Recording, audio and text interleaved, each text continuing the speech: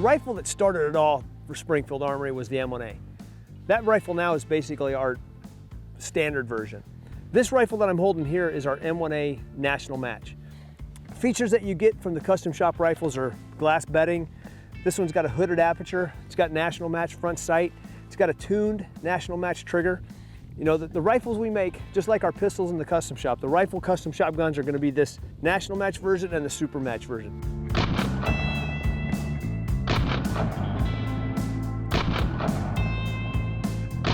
The M1A rifle is still popular to this day for a couple reasons.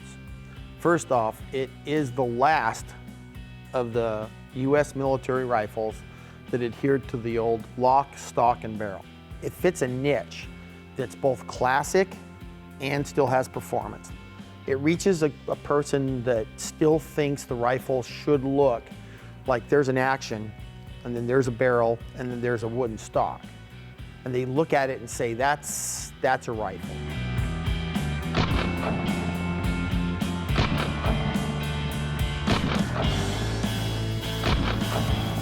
I was always drawn to the M1A because of the way, a lot of it because of how it looked.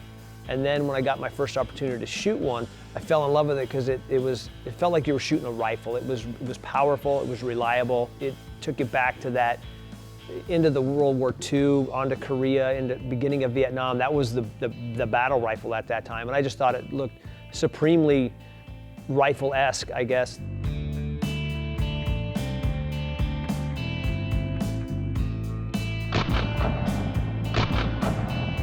There are a lot of things you can do to an M1A to improve their ultimate precision. The standard gun shoots good right out of the box, but there are things you can do. And remember, this gun's been around a while, so we've been able to experiment with lots and lots of things. And one of the things that makes the M1A shoot better and more consistently for a longer time is a process called glass bedding. Glass bedding is a process where you're filling in all the gaps. The metal of the gun actually touches something.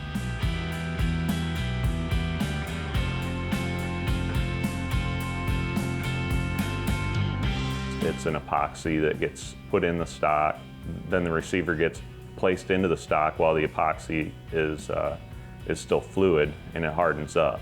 And then we have to separate the two, machine out all the excess, hardened glass bedding, and then you have a perfect fit, perfect match from the receiver to the stock.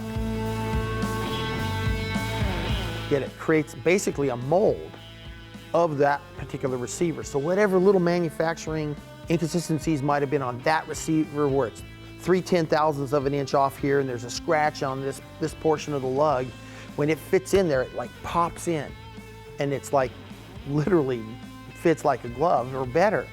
And when you lock the action in, the action is immovable. So the action and the stock become one thing. The glass bedding process is what helps the rifle achieve its maximum accuracy. And with some tuning, the gun can be so accurate that it's precision rifle accurate while still being that reliable. So that, like in 1911, it just keeps getting developed better and better and better because the basic platform is so good that it deserves to continue on.